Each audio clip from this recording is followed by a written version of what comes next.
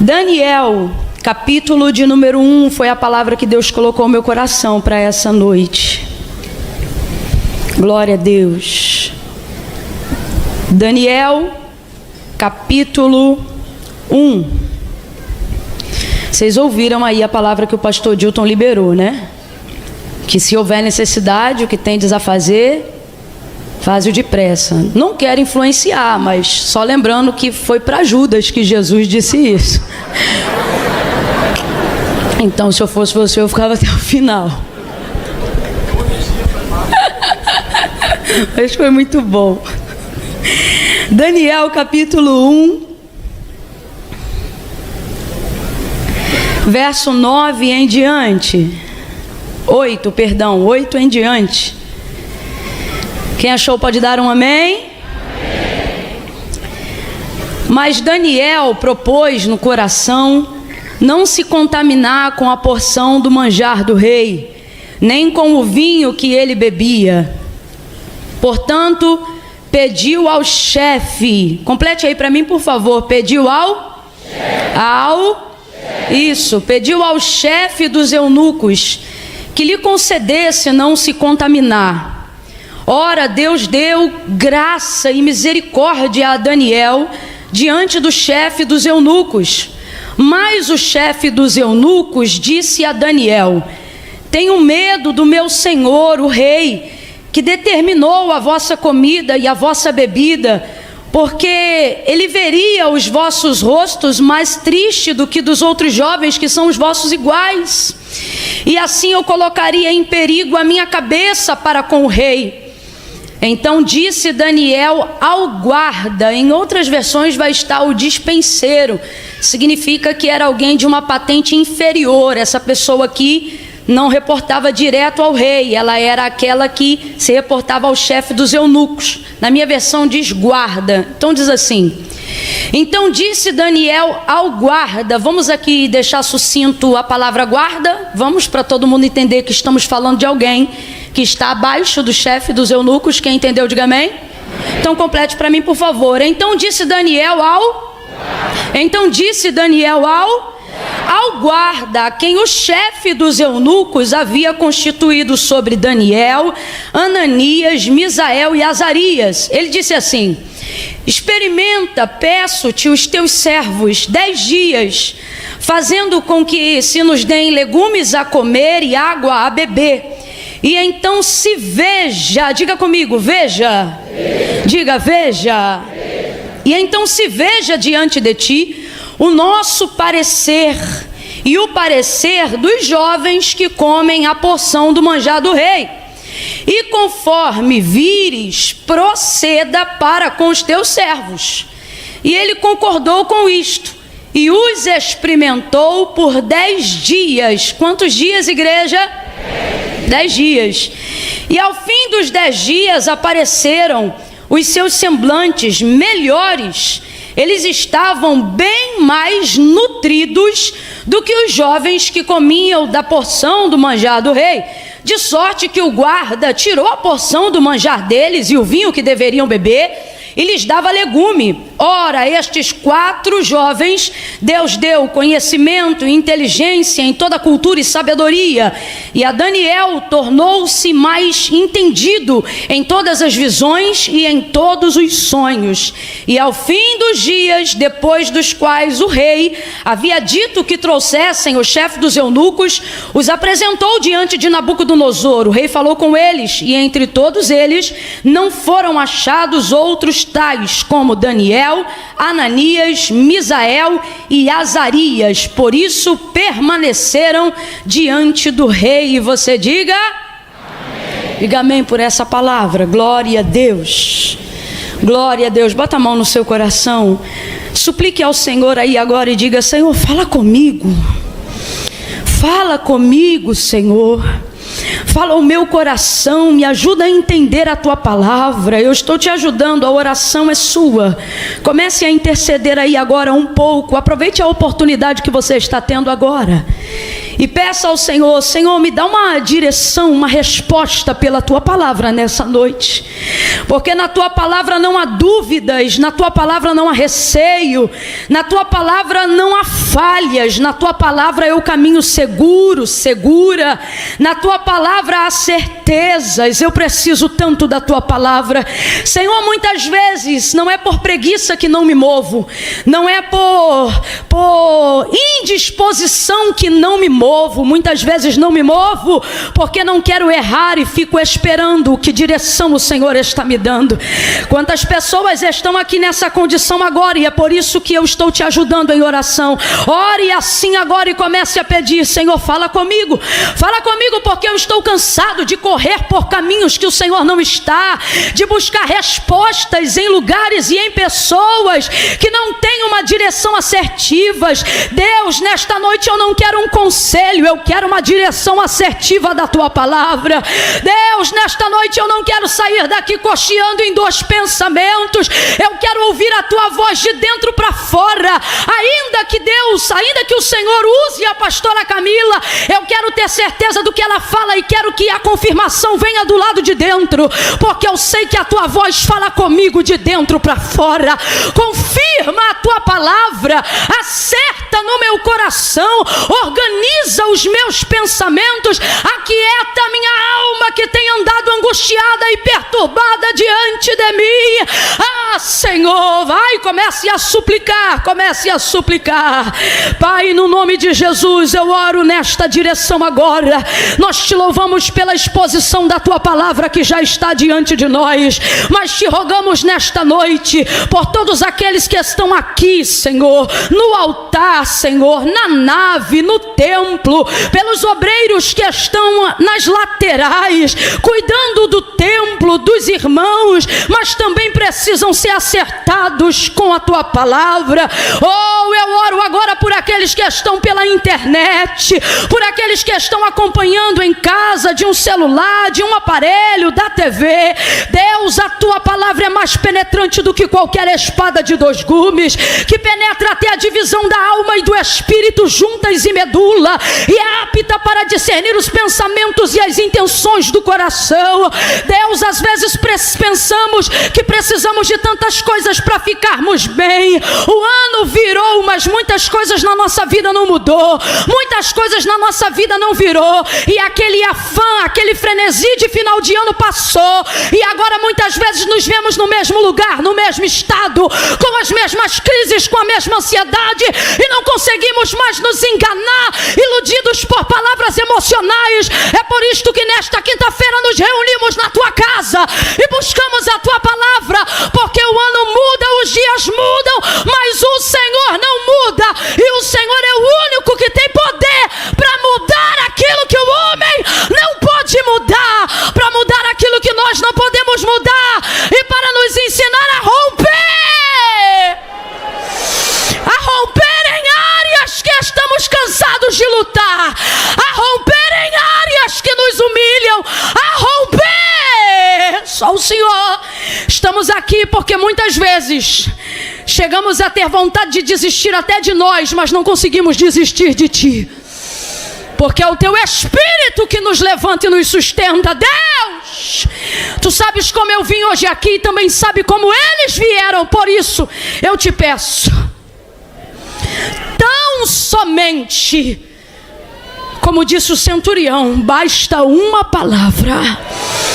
Ramanda kanda lamando rebaxe minaragaço delebi digabai do rebidio sebinavaço reikamando remanda lagai jominai de remigio ripandacando que manda sebio minaia jomi redi reikamando que minucia dai jomi namando re dai do reminia sobre rebia. É na tua presença nós te pedimos apenas uma palavra, e haverá consolo, haverá conforto, haverá direção para os dias que se seguirão. Porque para nós, Senhor, o importante não é o quanto avançamos ou se estamos parados. O importante é saber que estamos aonde o Senhor quer que nós estejamos. Se a tua presença estiver conosco, temos paz até no vale. Se a tua presença estiver conosco, esse processo de quimioterapia não será mais doloroso do que deve ser. Se a tua presença estiver conosco, esse processo de divórcio não vai rasgar e destruir mais do que já destruiu até aqui. Se a tua presença estiver conosco, suportamos o luto, a perda, as dificuldades, a perseguição. Por isto, nesta noite, apenas nos garanta a tua presença através da tua palavra, que será como resposta para todos aqueles que anseiam ouvir a tua voz. Fala conosco em nome de Jesus, porque o teu nome é poder. Em nome de Jesus. Se você não tem costume de encerrar suas orações em nome de Jesus, faça isso agora. Diga em nome de Jesus. Isso, adquira isso em nome de Jesus. Amém e amém. Glória a Deus. Oh, aleluia. Aleluia, aleluia. Aleluia, aleluia. Daniel tem tantas passagens emblemáticas, né? Tantos momentos com tantas experiências tão sobrenaturais, que para escolhermos uma e falarmos especificamente em uma, precisamos de verdade de um apontamento divino. E o apontamento dessa noite, Deus falou ao meu coração que no momento de maior dificuldade de toda a sua vida, ao invés de se justificar por tudo aquilo que ele poderia deixar de fazer, visto que ele já era um príncipe no que tange ao conhecimento, à consagração, a vida na sua comunidade de fé, né? E eu me refiro a Israel, me refiro a Jerusalém, me refiro a toda a sua disciplina doutrinária acerca de como amar, temer e servir ao Senhor, tendo toda uma vida de tantos créditos, né? Mesmo sendo ainda jovem, porém, não é apenas uma questão de contar os anos, mas de quão intenso e integral foi a entrega dele nos anos que ele tinha. E todo esse crédito conta ponto para Daniel, independente da sua idade. E aí quando a gente olha tudo isso, toda a sua vida, sua entrega, e percebe como ele serve ao Senhor, vê-se então, e não é difícil de compreender, que agora, entrando no cativeiro babilônico, você percebe então que ele está passando pelo momento mais difícil da sua vida. Foi levado como um cativo, né? Preso. É óbvio que isso foi feito de uma forma um pouco diferente por causa da forma como ele vivia em Israel, a nível do seu estudo, da sua entrega.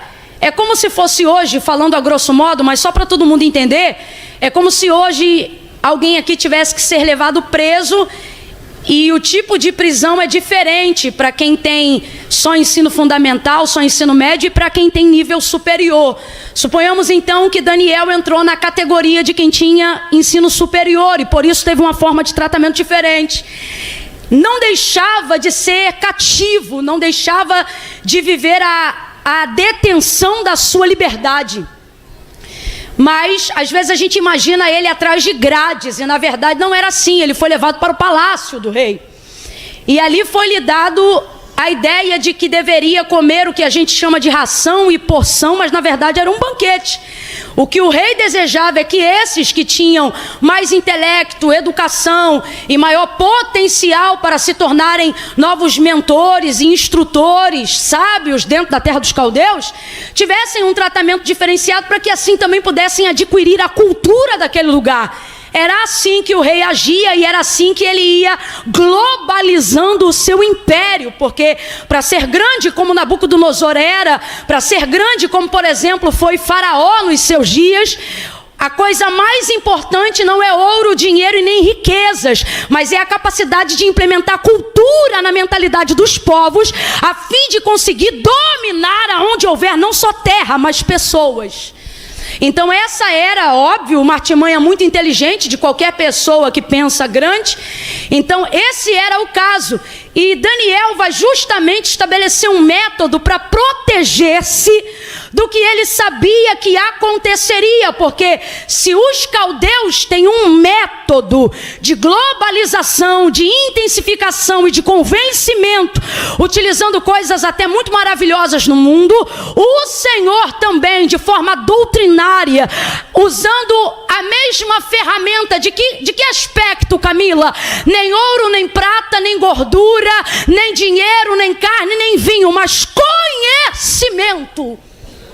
Vai blindar a mente dos seus príncipes, para que eles tenham também métodos doutrinários, não para segregar, mas para blindarem-se, para que nenhuma cultura tivesse o poder de mudar a mentalidade que Deus estava constituindo ao longo dos anos sobre aqueles que chamou pelo seu nome. Quem está entendendo até aqui, diga amém. Então Daniel agora vai dar continuidade simplesmente àquilo que ele já fazia, só que agora ele vai ter que fazer isso de uma forma mais metodológica. Ele vai criar agora um método para se proteger, para blindar. Eu estou falando aqui de uma forma superficial. Então ele decide no seu coração que não vai se contaminar. Essa contaminação aqui não tem necessariamente a ver com o cativeiro, ela não tem necessariamente a ver com o fato de Daniel estar cercado de deuses e ídolos constituídos por mãos de homens que prostituíram Israel tantas vezes. Não, essa contaminação não fala propriamente daquilo que cerca Daniel do lado de fora, mas como se propõe o texto desse mês, aquilo que se refere ao lado de dentro, a proteger o seu coração. Por isso que a decisão não é intelectual, ela é intencional, essencial, vem de dentro, não precisava de uma razão que pudesse ser explicada. Ainda que houvesse, Daniel não faz questão disso, e aí o texto resume dizendo: decidiu no seu coração. Coração aqui, gente, não é o lugar que bombeia o sangue do corpo. Coração aqui é o nascedouro das intenções. Coração aqui é o nascedouro da minha essência. E ele diz: eu decidi não contaminar a minha essência. É isso que significa. Decidi, já que eu não posso decidir para onde o meu corpo vai do lado de fora, decidir aonde a minha alma fica do lado de dentro, já que eu não posso mais comandar aonde as minhas pernas caminharão do lado de fora, porque ele é cativo, ele é prisioneiro. Vou decidir quem vai continuar assentando-se no governo das minhas emoções, no governo da minha adoração, no governo das minhas intenções. Então ele vai chegar baseado nisso, e usando o termo que para nós ele escreveu, mas certamente não foi o termo que ele usou para falar com o homem. E ele diz: decidi não contaminar. E às vezes, se a gente olhar rapidamente, a gente tem a sensação de que o problema da contaminação é o fato de comer carne, como se judeu nunca comesse carne. Ou que o fato da contaminação se dá por beber vinho, como se judeu também não pudesse beber vinho. E a verdade é que, a despeito de qualquer crença pessoal, biblicamente falando, não há contrariedade específica nem com a carne nem com o vinho. Isso também fazia parte dos dias e da conduta de Daniel. O problema aqui era o preparo da comida. Ele sabe que tal animal que porventura ele viesse a comer ao ser oferecido, não seria sacrificado como mandam os seus costumes. Não seria sacrificado com a mesma honra, entrega, santidade e vontade do seu Deus. Ele sabia que nenhum animal jamais seria degolado como o Senhor mandou a Moisés que fizesse. E tais vísceras ou qualquer coisa que fosse do mesmo animal criado por Deus, jamais seria entregue em adoração ao seu Deus. Porque ele sabe, nessa cozinha quem trabalha é caldeu. Nessa terra quem trabalha é caldeu. Então o problema não era o alimento em si, mas a forma como ele era preparado e consequentemente como ele seria oferecido. Quem está entendendo, diga amém. Então deixa eu ver se você está entendendo. Daniel, pode comer carne ou não pode? Pode ou não pode? Pode beber vinho ou não pode? Pode ou não pode? Só que não era aquilo que colocavam à mesa, mas era a forma como preparavam antes de apresentar a ele. É isto que faz ele tomar a decisão de não comer, e por isso ele usa para nós entendermos o termo contaminação. Eu não vou pecar, nem que seja para receber. Eu não vou pecar, nem que seja para me alimentar.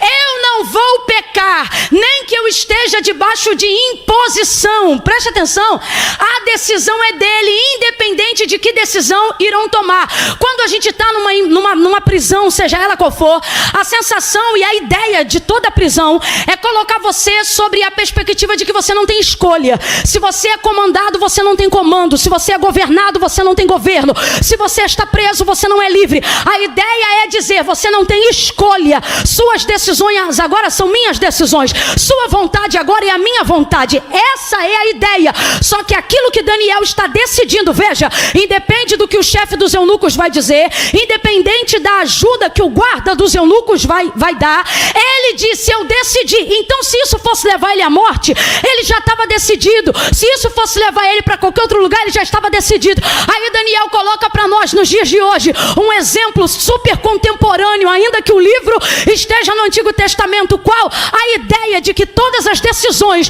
que vão tomar do lado de fora vão depender da que eu já tomei do lado de dentro. Sabe o que Daniel está dizendo? O que vocês vão fazer com a decisão que vocês vão tomar, eu não sei. O que eu sei é que a prisão de vocês não muda a minha decisão, a algema de vocês não muda a minha decisão, o cárcere que vocês me colocaram não muda a minha decisão. Ele já estava decidido.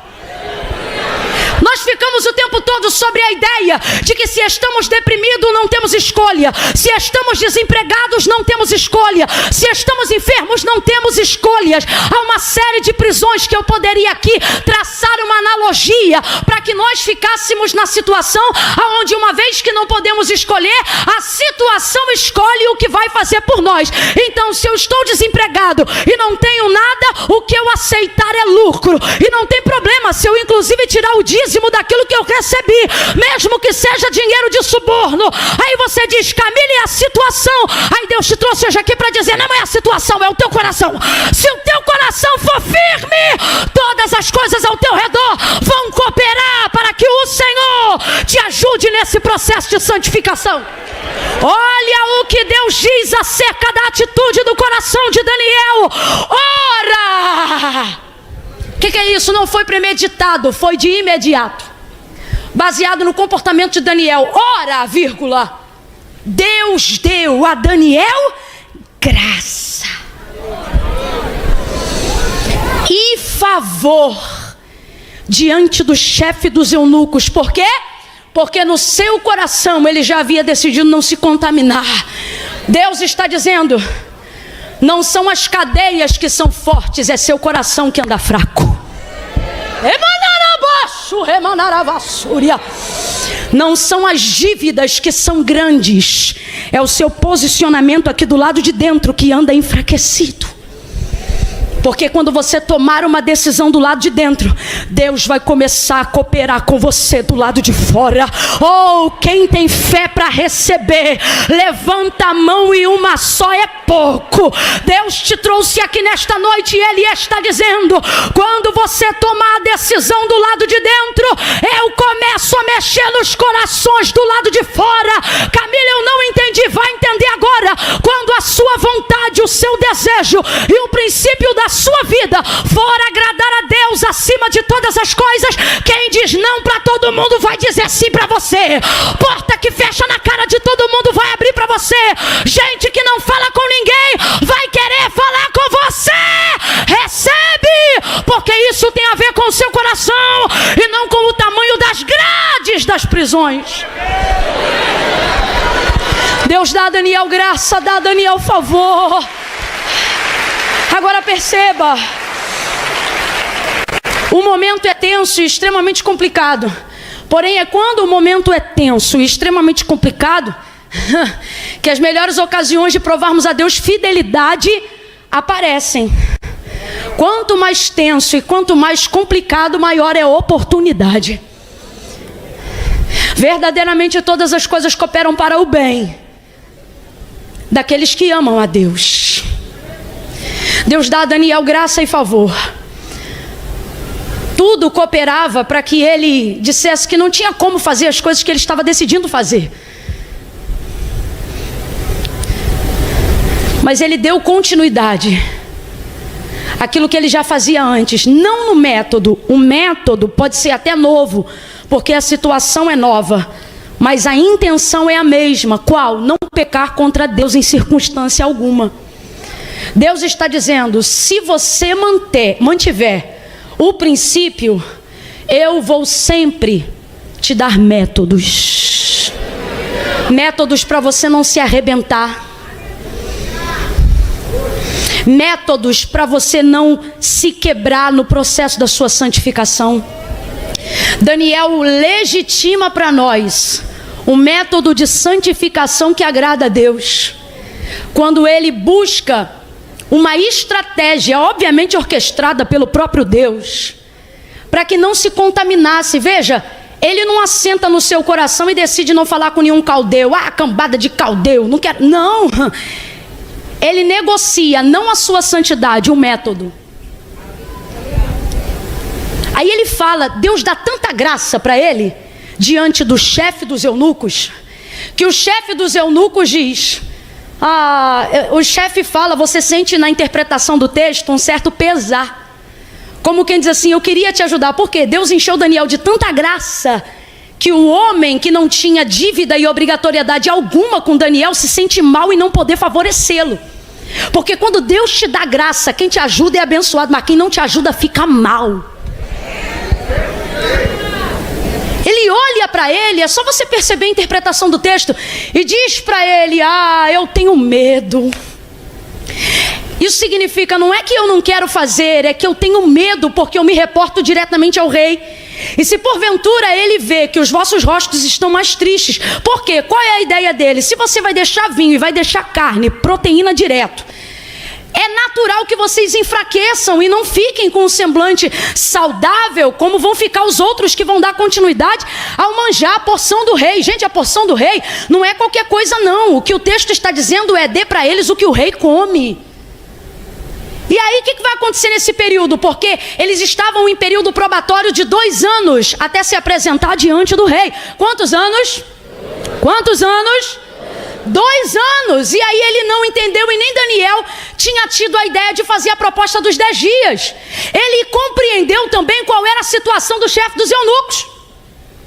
E aí ele disse: eu tenho medo, porque depois eu apresento vocês lá, vocês estão diferentes dos demais, né? Caído, abatido, e aí a minha cabeça vai parar numa bandeja. E ele acabou não podendo favorecer Daniel por causa disso. Daniel não vai jogar por terra seu método de santificação. Ele vai continuar legitimizando seu método de santificação, que é qual? Obedecendo o princípio que a palavra de Deus orienta, quando ela diz assim, segui a paz com todos. Por que o texto diz paz com todos e santificação em segundo plano? Porque quem se santifica sem ter paz, a santificação não serve. Deus não recebe sacrifícios de santificação que não foram regados na paz. A orientação bíblica acerca de formas de legitimizar a santificação, esse é um dos textos indicados para a nossa compreensão de que nenhum método de santificação deve ser semeado em lugar da paz. Então olha a orientação bíblica: seguir a paz com todos. Eu acho muito bacana, porque a Bíblia ela é extraordinária, e o texto diz seguir a paz com todos, porque comunhão de fato não dá para ter com todo mundo, mas paz é critério obrigatório. É isso que o texto está dizendo. E depois disso, aí sim, santificação. E por que nós estamos dizendo isso? Para que não aconteça conosco o que aconteceu quando Deus levantou o profeta Isaías falando acerca do Messias, capítulo 65, dizendo que aqueles que se santificavam, mesmo tendo suas vidas corrompidas, achavam aqueles a qual o Messias iria vir, povo que não tinha nome, povo que não era conhecido, falando de nós, gente que não conhecia os métodos de santificação, gente como eu e você que jamais poderia entrar numa sinagoga, gente como a cananeia, grega, sirofenícia, gente como o paralítico, a mulher encurvada, gente de dentro, gente de fora, gente quebrada, gente deficiente, gente miserável, gente como Maria Madalena, gente prostituída, corrompida. Aí Isaías vai dizer, em outras palavras, com o uso da licença poética e profética, ele vai dizer, ele vem e ele vai atender esse povo que não clamou por ele, mas vocês que estão corrompidos, aonde? Do lado de fora? Não, do lado de fora tem ritual, do lado de fora tem culto. Só que Deus usava Isaías para dizer: manda eles pararem, porque se eles continuarem me cultuando, eu vou vomitar. Por que Deus falava isso? Porque do lado de fora eles conheciam os rituais, mas o que eles diziam? Verso 5 de 65 de Isaías: que quando o dia do Messias viesse e ele olhasse para essas pessoas que o mundo nunca viu e que judeu nenhum conheceu, ao ver o Messias se inclinando para eles, eles diriam: apartai de nós, porque nós somos mais santos que vós. Aí o texto diz: escreve aí, Isaías, porque isso será para mim como vinagre jogado nos meus olhos e como fumo de rolo queimado, do qual eu tenho que o cheirar nas minhas narinas. Sabe o que ele está dizendo? Alguém aqui já teve vinagre nos olhos?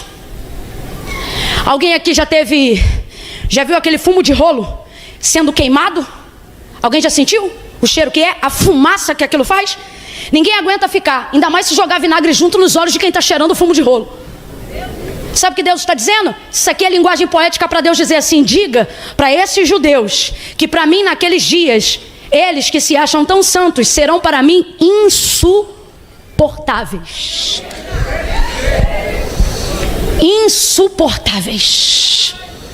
Então, a paz é um dos critérios que legitima todo e qualquer sacrifício de santificação. Então Daniel tem esse cuidado. Daniel, ele tem esse zelo. Visto que não conseguiu com o chefe, ele foi direto no maioral. Agora ele vai no mais baixo, naquele que é inferior. Ou seja, um se reporta direto ao rei, mas o outro se reporta ao chefe. Então este que chamamos de guarda está em posição inferior. Completa aí para mim, por favor. Este está em posição? Este está em posição? Deus está dizendo: existem alguns lugares altos que dos quais você quer entrar. As portas que te abrirão não serão os maiorais. Está na hora de saber fazer contato com quem é inferior. Está na hora de aprender que eu também uso na estratégia os inferiores. Sabe por quê? O chefe, a gente até entende, ele teve medo porque se reporta direto ao rei. É muita responsabilidade. Mas o outro, que é o inferior, viu que já achou Daniel graça diante dos olhos do chefe. Então ele não fica mal, porque Daniel muda a estratégia. Ele diz assim: olha como é que ele já muda. Nos dá legumes, pede de novo, e água a beber no lugar do manjar.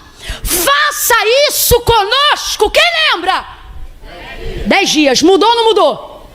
Porque na primeira vez ele não diz de cara 10 dias. E por isso o homem fica imaginando 2 anos jejuando e depois dá errado, como é que fica? Aí nessa agora ele vai no menor. Os maiores livramentos que Israel já viveu, quanto nação, pode até ter tido a caneta assinada pelos reis, mas quem desembaraçou foram órfãos, porteiros,